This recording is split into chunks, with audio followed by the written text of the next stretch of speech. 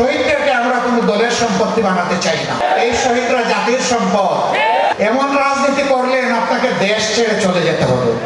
তিনি যেটাকে কালিমা হিসেবে জাতির কপালে লিপে দিতে চেয়েছিলেন, জাতি এখন তার দিকে সেইটাকে ফিরিয়ে দিয়েছে।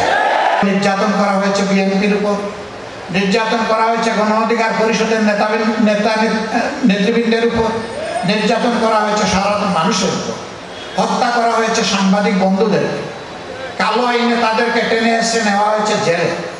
তারা কারে বাদ দিয়েছে? কাউকেই বাদ দেয়নি। সবাইকে নিষিদ্ধ নিষিদ্ধ, সবাই রাজাকার, সবাই রাজাকার। এখন কি বলে? এখন তরুণ কমল ছাত্রছাত্রীরা কি বলে?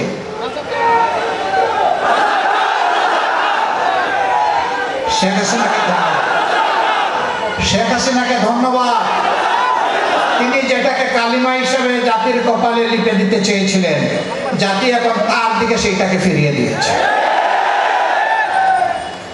এমন রাজনীতি করলে বললেন যে উন্নয়নের রাজপথে দেশকে উঠিয়ে দিয়েছেন, বললেন যে বাংলাদেশ হচ্ছে সারা বিশ্বে উন্নয়নের রোল মডেল। এমন মডেল বানালেন আর এমন রাজপথ তৈরি করলেন, গাড়িটা রাজপথ দিয়ে চালাই আপনি যেতে পারবেন না। এমন রাজনীতি করলেন আপনাকে দেশ ছেড়ে চলে যেতে হবে। 850 বছর আগে লক্ষণ সেন গিয়েছিল আর আপনি গেলেন তারপরে। কি রাজনীতি করলেন আপনি এবং আপনার সাঙ্গপাঙ্গরা? এখন আপনাদের মধুর হাড়ির সন্ধান পাওয়া যাচ্ছে। এক একজন গৃহকর্তা গৃহকর্মী যারা তাদের কাজ করেছে, এখন তাদের অ্যাকাউন্টে 100 কোটি পাওয়া যায়, কোটি কোটি পাওয়া যায়। আলাউদ্দিনের চেরাগ জ্বলে, আর সেই তারাই বেগম খালেদা জিয়াকে 3 কোটি টাকার জন্য মামলা দিয়ে বলেছেন তিনি এতিমের মাল আত্মসাৎ করেছেন।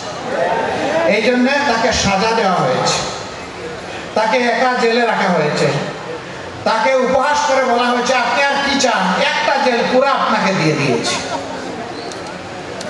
এইভাবে অহংকার, উপহাস, মানুষের প্রতি ঘৃণা তারা ছড়িয়েছিলেন, জাতিকে ভাগে ভাগে বিভক্ত করেছিলেন, মেজরিটি মাইনরিটি নাম দিয়ে মুখামুখি করে ফেলেছিলেন।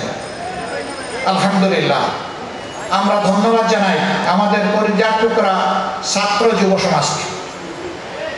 আমরা যে আন্দোলনের সূচনা করেছিলাম 15.5 বছর আগে, তার পরিসমাপ্তি টেনেছে তারা।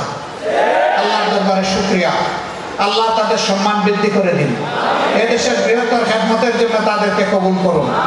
তারা একটা অসম্ভব ধরনের কাজের নেতৃত্ব দিয়েছে, জীবন বাজি রেখে নেতৃত্ব দিয়েছে।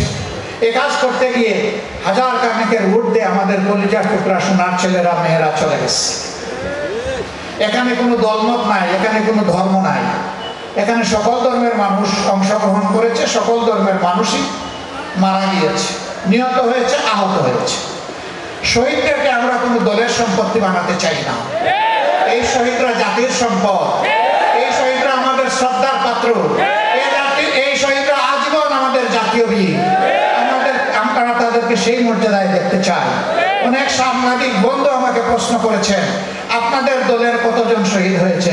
আমি বলেছি আমরা মজলুমের দলে সামিল হয়ে যারাই শহীদ হয়েছে তারা সকলেই আমাদের দল, তারা সকলেই 18 কোটি মানুষের দলে। অতএব তাদেরকে আমরা দলীয় সম্পদ বানাতে চাই না। আমরা আল্লাহর উপর ভরসা করে সিদ্ধান্ত নিয়েছিলাম যে কয়টা শহীদ পরিবারের সন্তান পাবে সেই কয়টা শহীদ পরিবারে জামাতে ইসলামে পৌঁছে যাবে ইনশাআল্লাহ। আমরা গিয়ে তাদের ভাগ্যের পরিবর্তন করতে পারবো না, গিয়ে শুধু বলবো আমরাও আপনার পরিবারের সদস্য, গিয়ে শুধু বলবো এখন থেকে বাকি জিন্দেগি আমরা একই সাথে সুখ দুঃখের অংশীদার। আমরা শুধু গিয়ে বলবো আপনারা যে গর্বিত শহীদ পরিবারের পিতা মাতা ভাই বোন সন্তান স্ত্রী, হাসরের দিন ওই শহীদরা যখন আপনাদের জন্য আল্লাহর দরবারে শাফাআতের দোয়া করবেন সেদিন আমাদেরকে ভুলে যাইয়েন না, আমাদেরকেও আপনাদের সাথে রাখবেন। আমরা এই কথাগুলো বলার জন্য তাদের কাছে ছুটে যাচ্ছি। সম্মানিত ভাইয়েরা, আহত হয়েছে লাখো লাখো তরুণ যুবক, সাধারণ মানুষ, আলিম উলামা এই আন্দোলনে একাকার হয়ে